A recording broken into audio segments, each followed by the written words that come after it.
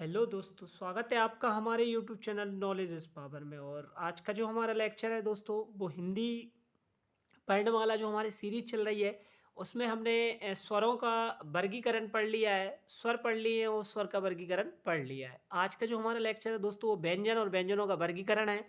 तो इस चैप्टर में हम व्यंजन पढ़ेंगे और व्यंजनों का वर्गीकरण देखेंगे कि कितने होते हैं व्यंजन, हिंदी में कितने होते हैं, मूल भाषा में कितने व्यंजन होते हैं, सारा डिटेल में पढ़ेंगे दोस्तों। वीडियो स्टार्ट करने से पहले दोस्तों, मैं आपको बताना चाहूँगा कि यदि आपने हमारे यूट्यूब चैनल को सब्सक्राइब नहीं किया है तो प्लीज़ सब्सक्राइब कर लें, बेल आइकन को प्रेस कर लें, जिससे कि हमारी वीडियो के नोटिफिकेशन आपको प्राप्त होते रहें। और यदि आप हमारी वीडियो पर नए हैं तो मैं आपको बताना चाहूँगा दोस्तों, आप हमारे प्लेलिस्ट यूट्यूब की प्लेलिस्ट में विजिट करें, जिससे कि आप अपनी तैयारी को और बेहतर बना सकें। ठीक है ना? तो आइए स्टार्ट करते हैं हमारी वीडियो, जो कि व्यंजन से संबंधित है। तो व्यंजन व्यंजन क्या होते हैं दोस्तों? तो व्यंजन स्वतंत्र नहीं होते। स्वतंत्र नहीं होने से क्या मतलब है दोस्तों? इनका उच्चारण स्वतंत्र नहीं होता, इनके उच्चारण में अन्य वर्ण की सहायता ली जाती है। ठीक है ना? क्या व्यंजनों का व्यंजन वर्ण वे वर्ण होते हैं दोस्तों, इनका उच्चारण स्वतंत्र नहीं होता और इनके उच्चारण में अन्य वर्ण मतलब स्वर की सहायता ली जाती है। किसकी सहायता ली जाती है दोस्तों? स्वर वर्ण की सहायता ली जाती है। व्यंजनों की अगर संख्या की बात करें दोस्तों, एग्जाम में कई बार एग्जाम में पूछा जा चुका है, तो व्यंजनों की संख्या कितनी होती है दोस्तों? वो होती है 33। ठीक है ना? लेकिन यदि मूल भाषा में व्यंजन पूछे जाएं तो वो होती है 36।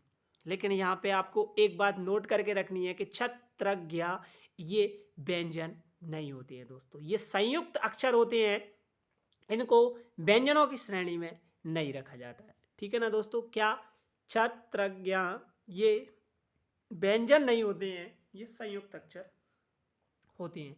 कुछ कन्फ्यूजन वाले वर्ड हैं दोस्तों, तो यहाँ मैं आपको कन्फ्यूजन वाले वर्डों पर डिस्क्राइब करना चाहूँगा दोस्तों। जैसे कि ये डा है, ये का वर्ग का पंचमा अक्षर होता है दोस्तों। यहाँ पर ये डा पे जो बिंदी लगी है, ऐसे एक डा पे बिंदी लगाकर ये नीचे भी लगाएगा बिंदी, यहाँ भी लगाएगा, ऊपर भी बिंदी लगाएगा। तो यहाँ पे कंफ्यूज नहीं होना है दोस्तों। यदि बिंदी आगे लगी है तो ये पंचमा अक्षर है किसका? का वर्ण का पंचमा अक्षर क्या है? ये डा है। लेकिन दोस्तों, यदि बिंदी नीचे लगी है डा और ढा में, तो ये दो वर्ण क्या कहलाते हैं दोस्तों? ये ताड़न जात व्यंजन कहलाते हैं या उच्छित या द्विगुण व्यंजन कहलाते हैं, जिनको कहते हैं दोस्तों फेंका हुआ वर्ण। ये दोनों फेंके हुए वर्ण हैं दोस्तों। ठीक है ना? और इन्हीं को क्या क्या कहते हैं? इन वर्णों को क्या कहते हैं दोस्तों? ताड़न जात या उच्छित व्यंजन कहते हैं। फिर नेक्स्ट है दोस्तों, यदि बिंदी आगे लगी है तो ये नुक्ता चिन्ह कहलाता है। नुक्ता चिन्ह का मतलब क्या होता है? ये नुक्ता चिन्ह अरबी और फारसी व्यंजन शब्द में देखे जाते हैं दोस्तों। जैसे कि विदेशी शब्द होते हैं, अरबी और फारसी के शब्द होते हैं दोस्तों, जैसे का, खा, गा और जा। ठीक है ना? अब ये अरबी फारसी के वर्ण जैसे ये लिखे जाते हैं, का के आगे बिंदी लगी हुई है, खा के आगे, गा के आगे, जा के आगे, फा के आगे। तो ये वर्ण हमेशा ये चिन्ह कहाँ प्रयोग होता है दोस्तों? तो ये अरबी और फारसी भाषा में प्रयोग होता है दोस्तों। किस में होता है दोस्तों? ये अरबी और फारसी भाषा में प्रयोग होता है दोस्तों। ठीक है ना? फिर आगे बढ़ते हैं दोस्तों। तो ये है दोस्तों, डिटेल से दिया है, जो डायग्राम बना है दोस्तों, ये दिख रहा होगा आपको। यदि ऊपर बिंदी लगी हुई है तो ये अनुस्वार कहलाता है। ठीक है ना? स्वर। फिर यहाँ आगे बिंदी लगी हुई है दोस्तों, तो ये पंचमा अक्षर कहलाता है और का वर्ण का पंचमा अक्षर होता है। अगर आगे बिंदी लगी है तो नुक्ता चिन्ह होता है दोस्तों, और नीचे बिंदी लगी हुई है तो ताड़नजात उच्छित टा वर्ग के तीसरे और चौथे। ठीक है ना? फिर आता है दोस्तों व्यंजन वर्ण। व्यंजन वर्ण क्या होते हैं? तो का वर्ग है दोस्तों। का वर्ग में का, खा, गा, घा, ड़ा।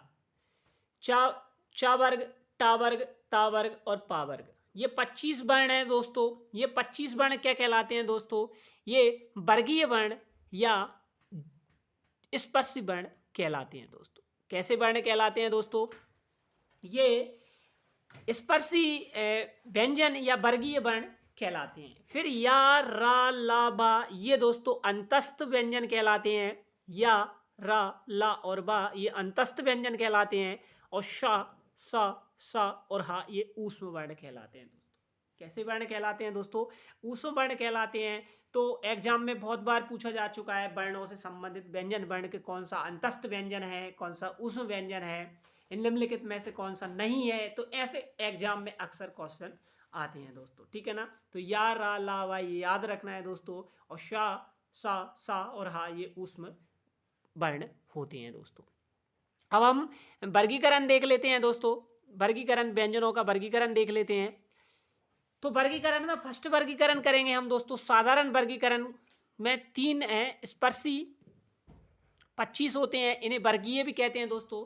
साधारण वर्गीकरण रहेगा, ठीक है ना। तो इस साधारण वर्गीकरण देखें तो 3 स्पर्शी व्यंजन या वर्गीय व्यंजन। फिर अंतस्थ व्यंजन होते हैं दोस्तों, 4 होते हैं, ठीक है ना। या, रा, ला और बा। फिर ऊष्म व्यंजन होते हैं दोस्तों, वो भी 4 होते हैं। शा, सा, शा और हा, ठीक है ना। और यहाँ पे दोस्तों, यहाँ पे मैं आपको बताना चाहूँगा ये या और बा है, ये अर्ध स्वर भी कहलाते हैं दोस्तों। कैसे कहलाते हैं? या और बा ये अर्ध स्वर कहलाते हैं। तो यहाँ पे पूछा जाएगा कि कौन से व्यंजन अर्ध स्वर व्यंजन कहलाते हैं, तो या और बा कहलाते हैं दोस्तों, ठीक है ना, ध्यान में रखना है। अब पढ़ते हैं दोस्तों घोष। घोष, घोष के आधार पर वर्ण।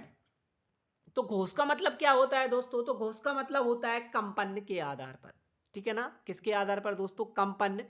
कंपन के आधार पर घोष 2 प्रकार के वर्ण होते हैं दोस्तों। एक होता है अघोष वर्ण और दूसरे होते हैं सघोष वर्ण।